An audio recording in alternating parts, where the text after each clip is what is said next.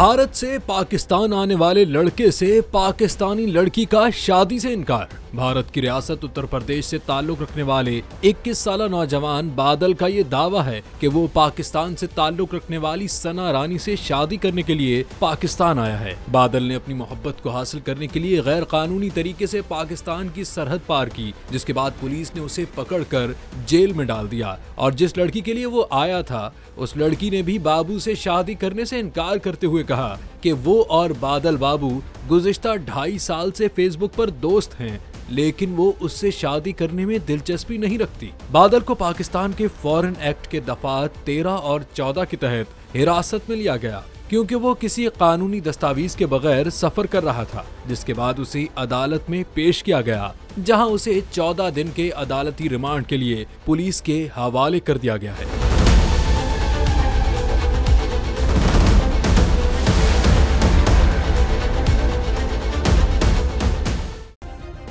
Subscribe करें और bell दबाएं ताकि कोई खबर रह न जाए।